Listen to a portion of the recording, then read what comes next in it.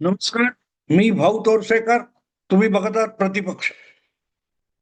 मित्रांनो, सध्या जो काय फुटबॉल चालू आहे, फुटबॉल म्हणजे एक कुठला तरी मुद्दा घ्यायचा, त्याला लाथ मारायची आणि तो शिंदेच्या गोटात पाठवा. त्या शिंदेनी लाथ मारली तो भाजपच्या गोटात येतो, भाजपनी लाथ मारली की उबाठाच्या गोटात येतो, उबाठानी लाथ मारली की काँग्रेसच्या गोटात जातो.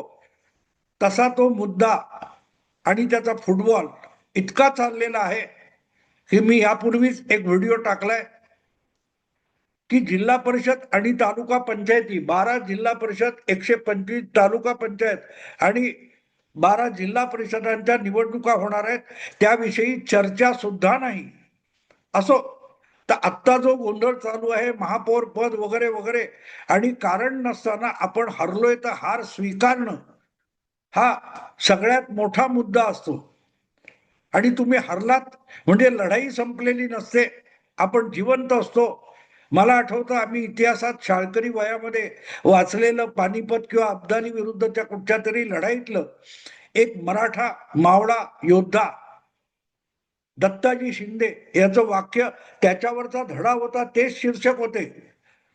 तो रक्तबंबाळ पडलेला दत्ताजी शिंदे, त्याला हिणवण्यासाठी अब्दाली किंवा अब्दालीचा सैनिक सेनापती त्याला विचारतो, अब क्या करोगे? तर दत्ताजी शिंदे त्याला उत्तर देतो, बचेंगे तो और भी लढेंगे. मराठी लढवय्ये जे असतात ते हरल्यानंतर आपण परत लढू आणि जितकं काय आहे त्यातून परत लढू म्हणतात. त्यामुळे हे आपण हरलोच नाही असं म्हणणं खोडेपणा असतो.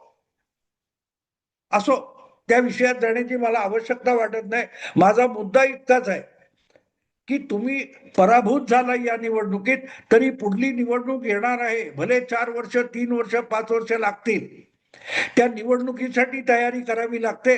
आणि ज्या शिवसेनेचं आणि बाळासाहेबांचं तुम्ही नाव घेता, त्या बाळासाहेबांनी कधी हार मानली नाही.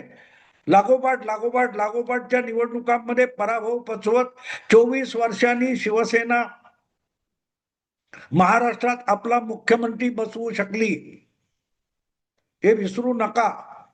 24 वर्षात विरोधी नेता बनावं इथपर्यंत मजल शिवसेना मारू शकली. 1990 साली 64 पासून 90 पर्यंत जवळजवळ डझनभर निवडणुकांमध्ये शिवसेनेचा दारुण पराभव झाला होता.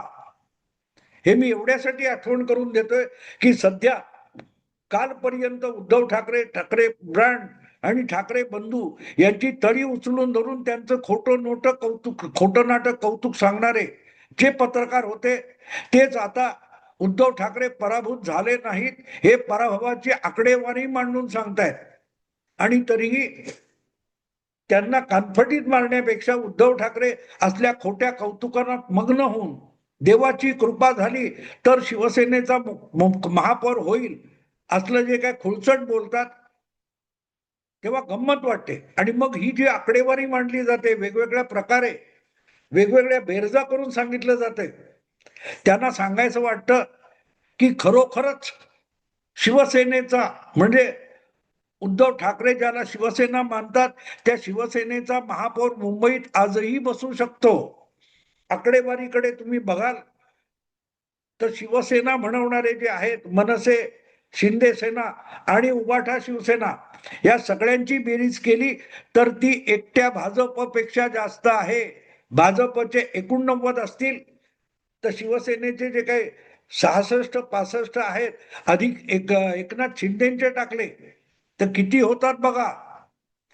ते 100च्या जवळ जातात, कदाचित 100च्या पार जातील, पण 90 पेक्षा जास्त आहेत.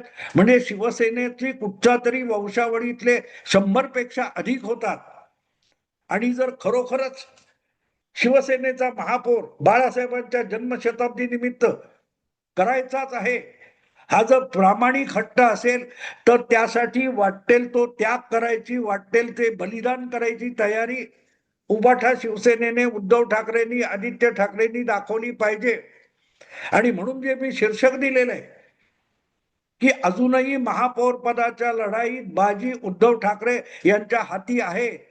पण मी इतर मराठी पत्रकार ज्या प्रकारे खुळचट गणित मांडतायत त्याप्रमाणे सांगणार नाही. मी अत्यंत सोपा, साधा, सरळ मार्ग उद्धव ठाकरेंसमोर ठेवतोय. तुम्ही जर प्रामाणिक असाल आणि आपल्या पित्याच्या जन्मशताब्दी निमित्त शिवसेनेचा शिवसैनिक महापौरपदी बसवायचा असेल, जो अजूनही इतर कुठल्या पक्षात गेलेला नाही आणि स्वतःला शिवसैनिक म्हणून घेतो, असा जर तुम्हाला महापौर करायचा असेल तर अजूनही वेळ गेलेली नाही. हा थोड्याशा हिमतीची गरज आहे. उठसूट उद्धव ठाकरे सगळ्यांना छाती फुगवून सांगत असतात. माझा त्यांना प्रश्न आहे, एवढी हिंमत असेल तुमच्यात, ती हिंमत असेल तुमच्यात, ही हिंमत असेल, बाकीच्यांच्या हिमतीवर सातत्याने प्रश्नचिन्ह लावणारे उद्धव ठाकरे यांच्यासाठी मी एक सोपा मार्ग सांगतो, जेणेकरून या निवडणुकीनंतर जी नवी महापालिका तयार होते आहे त्यामध्ये उद्धव ठाकरे ज्या शिवसेनेला मानतात त्या शिवसेनेचा महापौर होऊ शकतो. अर्थात एकनाथ शिंदेनी कृपा केली आणि ते परत आले तर त्यांच्यासाठी दारं उघडी करून उद्धव ठाकरे शिवसेनेची संख्या वाढवतील. 29 अधिक 64 65 असं करून 93चा आकडा वगैरे दाखवता येईल. भाजपपेक्षा 2 जास्त जागा दाखवता येतील. त्यामध्ये राज ठाकरे टाकले तर कदाचित 100 पर्यंत जाईल. पण मुद्दा तो नाहीये. तो अधिकार जी वेगळी झालेली शिवसेना आहे, धनुष्यबाणवाली एकनाथ शिंदेची शिवसेना, ती तुम्हाला हवंय आणि तुम्ही बाळासाहेबांचे पुत्र आहात म्हणून एकनाथ शिंदे असं काहीही करण्याची शक्यता नाही. कारण गेल्या 3-3.5 वर्षामध्ये एकनाथ शिंदेना उद्धव ठाकरेंनी आणि त्यांच्या सगळ्या बगलबच्च्यांनी इतकं हिणावलेलं आहे की तो अपमान गिळून शिंदे तुमच्याकडे येतील असं बिलकुल शक्य नाही. पण शिंदे तुमच्याकडे येणार नसतील म्हणून उद्धव ठाकरेंना शिंदेची दारं बंद झालीत असं मी कुठेही वाचलेलं नाही.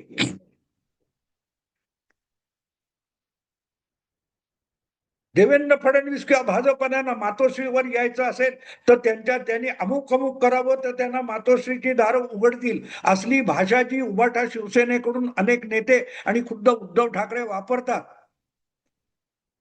याचा अर्थ या सगळ्यांसाठी, भाजपवाल्यांसाठी वगैरे आम्ही मातोश्रीची दारं बंद केली आहेत असंच ते सांगत असतात. पण भाजपच्या कोणाही नेत्याने नरेंद्र मोदींपासून फडणवीसांपर्यंत आणि अगदी अमित साटमपर्यंत कोणीही भाजपची दारं उद्धव ठाकरेंसाठी बंद झालीत असं कधीही म्हटलेलं नाही. आणि अगदी त्याच वाटेने पुढे जाताना एकनाथ शिंदे यांनी सुद्धा जी अधिकृत शिवसेना आहे, कायद्याने निवडणूक आयोगाने ज्यांना नाव आणि निशाणी दिलेली आहे अशी जी शिंदेच्या नेतृत्वाखाली उभी राहिलेली किंवा चालत असलेली अधिकृत शिवसेना आहे निवडणूक आयोगाच्या मान्यतेची, तिची दारं आज सुद्धा उद्धव ठाकरे यांच्यासाठी बंद केलीत असं केव्हाही एकनाथ शिंदे यांनी म्हटलेलं नाही. त्यामुळे उद्धव ठाकरेंची आणि मातोश्रीची दारं एकनाथ शिंदेसाठी बंद झालेली असली तरी एकनाथ शिंदेच्या घराची आणि कार्यालयाची दारं ही उद्धव ठाकरेंसाठी बंद झालेली नाहीत. त्यामुळे शिवसेनेचा महापौर बाळासाहेबांच्या जन्मशताब्दी निमित्त मुंबईच्या प्रमुखपदी बसवायचा, प्रथम नागरिक म्हणून बसवायचा, तर त्यासाठी उद्धव ठाकरेंना थोडी हिंमत करावी लागेल आणि भाजपला दाखवावं लागेल की शिवसेनेची संख्या ही भाजपपेक्षा जास्त आहे. आणि ती दाखवण्याचा सोपा मार्ग मी बेरजेत सांगितला, 29 अधिक 65 66 बेरीज भाजपपेक्षा अधिक होते, 93-95 काय असेल ती. पण त्यासाठी उद्धव ठाकरे एकनाथ शिंदेकडे जातील का, त्यांच्या दारात जातील का? मी मुद्दाम एक आठवण सांगतो. 2012 मध्ये 13 वर्षापूर्वी जेव्हा महापालिकेच्या निवडणुका झाल्या होत्या 2012 मध्ये, तेव्हा ठाणे महापालिकेमध्ये भाजप आणि शिवसेना वेगळे लढले होते आणि शिवसेनेकडे, म्हणजे एकनाथ शिंदे ज्या ठाण्यातल्या शिवसेनेचं नेतृत्व करत होते त्यांच्याकडे ठाण्यात महापौर बसवण्यासाठी संख्याबळ कमी होतं.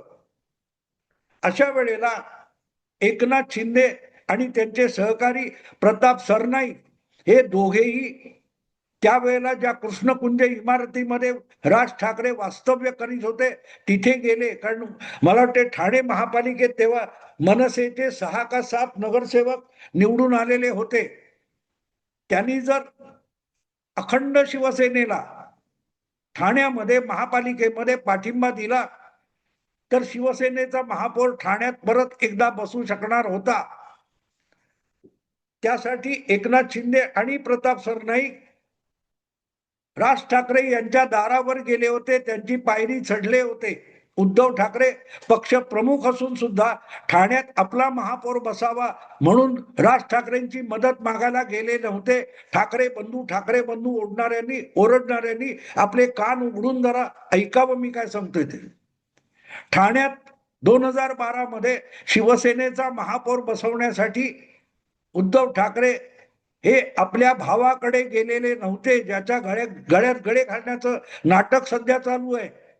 पण एकनाथ शिंदे ठाण्यामध्ये शिवसेनेची अब्रू राखण्यासाठी गेलेले होते आणि त्यांनी राज ठाकरेंना सांगितलं होतं की बघा, काँग्रेस आणि राष्ट्रवादी वगैरेंनी मिळून जो काही व्यूहरचना केली आहे अशा वेळेला भाजप साथ देत नाहीये धड, तर मनसेने साथ दिली तर शिवसेनेचा महापौर ठाण्यामध्ये बसू शकतो. आणि राज ठाकरेंनी कुठलीही अट न घालता बंधुराजांच्या भाषेमध्ये बिनशर्त पाठिंबा दिला. बिनशर्त म्हणजे सौदेबाजी नाही. कुठलंही पद मनसेसाठी राज ठाकरेंनी मागितलं नाही. आणि तरीही राज ठाकरेंनी 6-7 नगरसेवक होते ते देऊन 2012 मध्ये ठाण्यात शिवसेनेचा महापौर निवडून आणायला हातभार लावला. पण नंतर जेव्हा नाशिकचा महापौर निवडायचा होता तेव्हा मनसेला सगळ्यात मोठा पक्ष होऊन सुद्धा बहुमत मिळालेलं नव्हतं, तर तिथे शिवसेनेच्या नगरसेवकांचा पाठिंबा मनसेचा महापौर होण्यासाठी उद्धव ठाकरेंनी दिला नाही. तेव्हा त्यांनी म्हटलं होतं की आमच्याकडे पाठिंबा मागितलेला नाही. मागितला म्हणजे कोणी मागायचा, तर राज ठाकरेंनी मातोश्रीची पायरी चढावी, गिडगिडावं, गयावया कराव्या ही उद्धव ठाकरेंची अपेक्षा होती. पण ठाण्यामध्ये आपल्या महापौर पदासाठी कसलीही अट न घालता राज ठाकरे देतात, तेवढं औदार्य उद्धव ठाकरेंना दाखवता आलं नाही.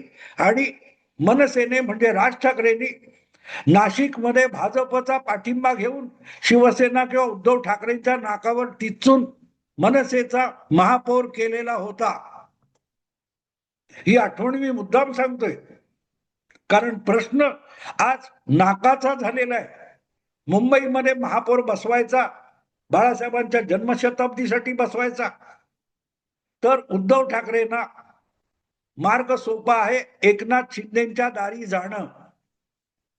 आणि त्यापेक्षाही भाजपच्या नाकावर टिचून जर शिवसेनेचा महापौर जर महापौर म्हणून बसवायचा असेल तर अतिशय सोपा मार्ग आहे. जी अधिकृत शिवसेना म्हणून निवडणूक आयोगाने मान्यता दिलेली आहे त्या शिंदे यांच्या नेतृत्वाखालच्या शिवसेनेमध्ये उबाठा शिवसेना विसर्जित करायची आणि दोघांची बेरीज 93, 94, 95 काय होती ती दाखवायचं आणि भाजपपेक्षा मोठा पक्ष महापालिकेत होऊन भाजपच्या नाकावर टिचून इतर सगळ्या पक्षांच्या मदतीने शिवसेनेचा महापौर बनवता येईल. पण त्यासाठी शिंदेच्या कार्यालयाची किंवा शिंदेच्या घराची पायरी उद्धव ठाकरेंना चढावी लागेल. आपला पक्ष अधिकृत असलेल्या शिवसेनेमध्ये विसर्जित करावा लागेल.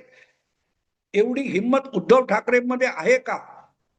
आपल्या वडिलांच्या जन्मशताब्दी निमित्त त्यांच्या आकांक्षा पूर्ण करण्यासाठी एवढं बलिदान द्यायची, एवढा त्याग करायची हिंमत उद्धव ठाकरेंमध्ये आहे का, हा प्रश्न आहे. आणि म्हणून मी म्हणतो एवढी जर हिंमत उद्धव ठाकरे करणार असतील या महापौर पदाच्या निवडणुकीसाठी शर्यतीमध्ये तर मग आज सुद्धा उद्धव ठाकरे यांच्या हातात बाजी आहे असं ठामपणे म्हणता येईल. कारण शिंदे, उबाठा, मनसे यांच्या बेरजेमध्ये काँग्रेसचे 24 लोक टाकले तर भाजपला महापौर पदापासून वंचित ठेवता येईल. एक छोटीशी गोष्ट करावी लागेल, एक छोटीशी गोष्ट करावी लागेल.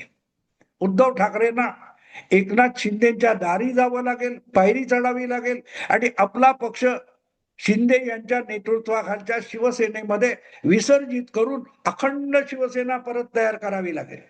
बघा मित्रांनो, पटलं तर मी हा जो फुटबॉल चाललाय त्याच्यामध्ये मला सुचलेला एक मुद्दा मांडलाय. ज्यांना पटायचं त्यांनी पटवून घ्यावं, नाहीतर त्यांचं त्यांचं स्वातंत्र्य आहे. आवडलं लाईक करा, शेअर करा आणि प्रतिपक्षाला सबस्क्राईब करा. नमस्कार.